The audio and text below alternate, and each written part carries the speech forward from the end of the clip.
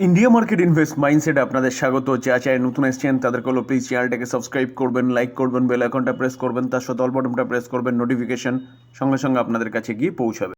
Swiggy তো কোম্পানিটা food delivery company, যে কোম্পানিটা কিন্তু আপনাকে খুব কম সময়ের মধ্যে ফুড ডেলিভারি প্রোভাইড করে।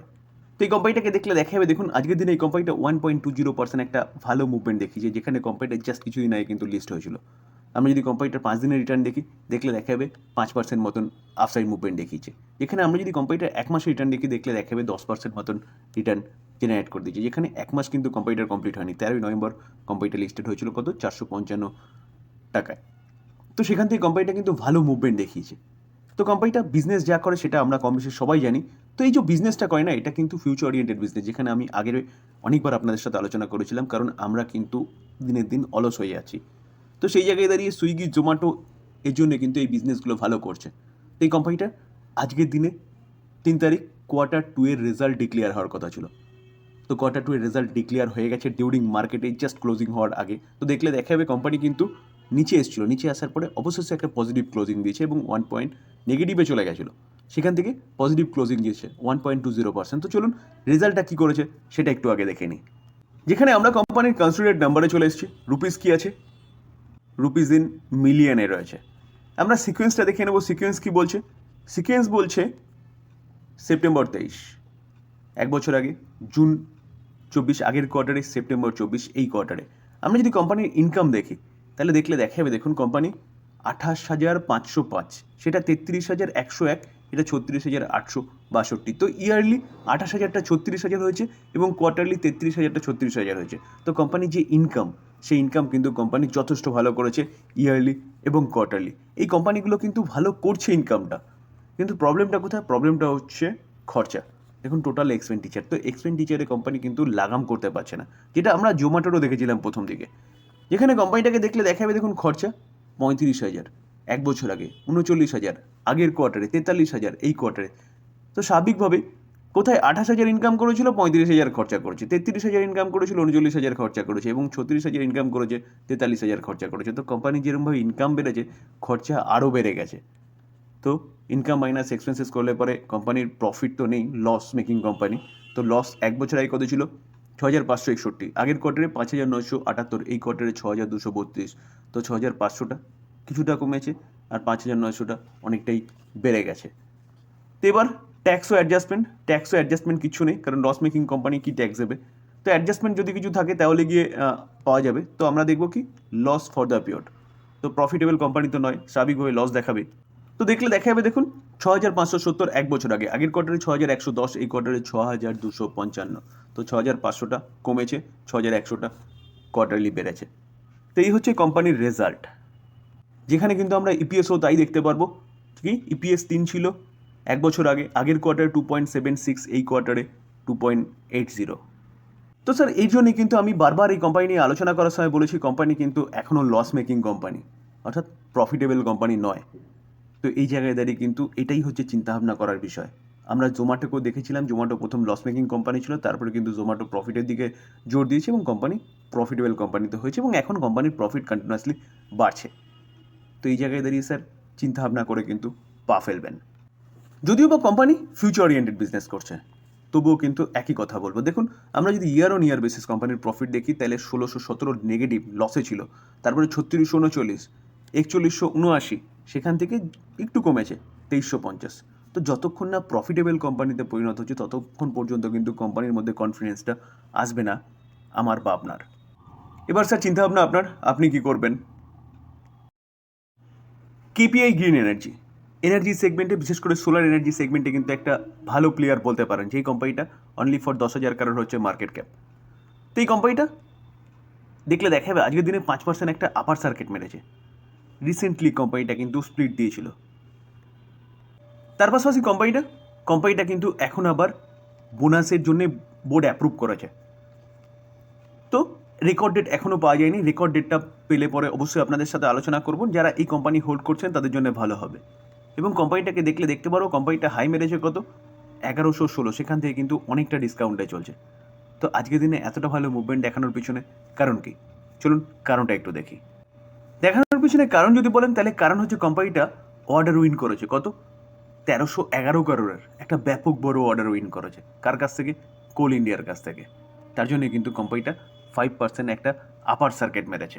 আর্টিকেল দেখলে দেখা যাবে, দেখুন কোম্পানিটা কি করতে চলেছে, যে সেট আপ করতে চলেছে 300 FWAC ground mounted solar PV plan including operation and maintenance services on comprehensive basis for period in 5 years. তো 5 ইয়ার্সের জন্য কোম্পানিটা মেনটেন্যান্সেরও কাজ করবে। তো এটা কিন্তু একটা ব্যাপক বড় প্রজেক্ট এই কোম্পানির জন্য। তো স্যার এই কারণে কিন্তু কোম্পানিটা আজকের দিনে এতটা ভালো মুভমেন্ট দেখিয়েছে, যেখানে এই কোম্পানিটা কিন্তু যথেষ্ট ভালো করছিল। আমরা যদি লাস্ট 1 বছরের চার্ট দেখলে দেখা যাবে কোম্পানিটা ডবল বানিয়ে দিয়েছে। আমরা যদি কোম্পানিটা 5 বছরের চার্ট দেখলে দেখা যাবে কোম্পানিটা 12,057% রিটার্ন দিয়েছে। তার পিছনে কারণ অবভিয়াসলি কোম্পানিটার বিজনেস, যেখানে এই কোম্পানিটা কিন্তু বিজনেস ভালো করছিল। তো রিসেন্টলি কোম্পানি নিচে আসার পিছনে কারণ এতটা মুভমেন্ট দেখিয়েছে 5 বছরে, কিছুটা তো প্রফিট বুকিং হবেই, তো ভ্যালুয়েশন অ্যাডজাস্ট হবেই, তো সেটাই হয়েছে বলতে পারেন। তো এই কোম্পানিটাও কিন্তু আপনি রাডারে রাখতে পারেন, যেখানে কোম্পানিটা জাস্ট কিছুদিন আগে স্প্লিট দিয়েছিল এবং এখন কিন্তু আবার বোনাস দিতে চলেছে, যেখানে রেকর্ড ডেট এখনও পাওয়া যায়নি। খুব তাড়াতাড়ি রেকর্ড ডেটটা পাওয়া যাবে, তারপরে কিন্তু যে কর্পোরেট অ্যাকশনটা হওয়ার কথা বোর্ড অ্যাপ্রুভ করেছে সেটা হবে। তো আপনার যদি মনে হয় যে গভর্নমেন্ট যেভাবে সোলার এনার্জি বা রিনিউয়েবল এনার্জি নিয়ে কাজ করছে, তাহলে আপনি কিন্তু এই কোম্পানিটা রাডারে রাখতে পারেন, কারণ কোম্পানিটা কিন্তু ফান্ডামেন্টাল স্ট্রং কোম্পানি এবং ফিউচার ওরিয়েন্টেড বিজনেস নিয়ে কাজ করছে। এখান থেকে কোম্পানিটা আরও ভালো মুভমেন্ট দেখাতে পারে। এনবিসিসি ইন্ডিয়া লিমিটেড এই কোম্পানিটা একটা পিএসইউ কোম্পানি, যেই কোম্পানিটা কিন্তু ইনফ্রাস্ট্রাকচার রিলেটেড কাজ করে, বিশেষ করে হাউজিং নিয়ে, আরবান ইনফ্রাস্ট্রাকচার নিয়ে কাজ করে। আজকের দিনে দেখলে দেখা যাবে কোম্পানিটা 1.18% একটা ভালো অফসাইড মুভমেন্ট দেখিয়েছে, যেখানে কোম্পানিটা আর্লি মর্নিংয়ে কিন্তু অনেকটা উঠেছিল, সেখান থেকে কিছুটা প্রফিট বুকিং হয়েছে, অবশেষে শেষে কিন্তু আবার ভালো মুভমেন্ট দেখিয়েছে। তো এই কোম্পানিটাকে নিয়েও কিন্তু একটা ভালো নিউজ পাওয়া যাচ্ছে, যেখানে এই কোম্পানিটার বিজনেসকে কয়েক গুণ বাড়িয়ে দেয়। তো চলুন নিউজটা কি সেটা একটু দেখে নিই। দেখুন এনবিসিসি এই কোম্পানিটার কাছেও কিন্তু 213 করোড়ের একটা অর্ডার এসছে এই কোম্পানিটার ব্যাগে। এই আর্টিকেল দেখলে দেখা যাবে যে এনবিসিসি অ্যানাউন্স করেছে আজকের দিনে যে কোম্পানিটা রিসিভ করেছে কত 213 করোড়ের একটা অর্ডার। কোথা থেকে এসছে?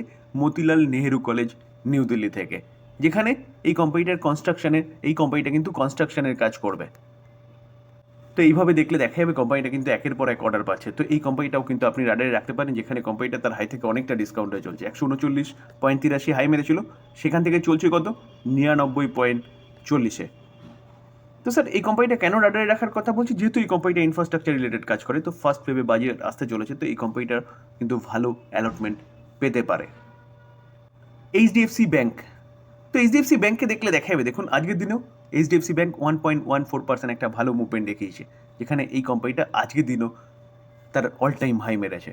দেখুন 1837.40 আজকের দিনের হাই, এটা কিন্তু 52 হাই। তো একের পর এক হাই কিন্তু কোম্পানিটা মেরেই যাচ্ছে। তো কোম্পানিটা যখন কনসিডারেট করছিল 1300, 1400, 1500-র মধ্যে, তখন আমি বারবার বলছিলাম যে কোম্পানিটা কিন্তু সঠিক সময় বাই করার। আমরা যদি 6 মাসের রিটার্ন দেখা যাবে কোম্পানিটা 16% রিটার্ন দিয়েছে।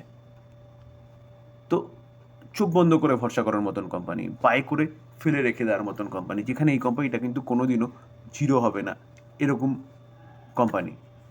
এই কোম্পানিটা মার্কেট ক্যাপ দেখলে দেখা যাবে 14 লাখ কারোর হচ্ছে মার্কেট ক্যাপ, এবং তার সাথে কোম্পানিটা ভালো কিন্তু ডিভিডেন্ডও পে আউট করে 1%-এর ওপরে। তো লং টার্ম ইনভেস্টাররা এবং যারা সেফলি ইনভেস্টমেন্টের জন্য চিন্তাভাবনা করেন, তারা কিন্তু এইচডিএফসি ব্যাংককে নিয়ে চিন্তাভাবনা করতে পারেন। তো আজকের দিনে দেখলে দেখা যাবে এই ব্যাংকটার মধ্যে একটা ব্লক ডিল হয়েছে, যার জন্য কিন্তু ব্যাংকটা এতটা ভালো মুভমেন্ট দেখিয়েছে, কত 21.7 লাখ শেয়ার বিক্রি হয়েছে, যেখানে এই কোম্পানিটাকে দেখলে দেখা যাবে যে তার জন্য কিন্তু এই কোম্পানিটার মার্কেট ক্যাপ 14 লাখ কারোর এগিয়ে পৌঁছেছে।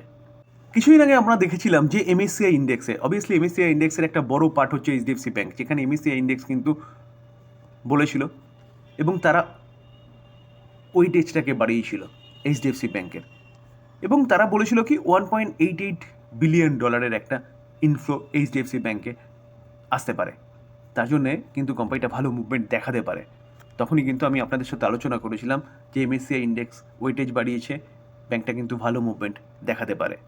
সেই অনুযায়ী যদি আমরা দেখি, তাহলে দেখতে পারবো যে ব্যাংকটা 1 মাসের মধ্যে 6%, 6.5% মুভমেন্ট দেখিয়েছে, যেখানে আমরা যখন নিউজটা পেয়েছিলাম তখন থেকে দেখলে দেখা যাবে কোম্পানিটা কিন্তু 8.5%-এর মতন একটা মুভমেন্ট দেখিয়েছে।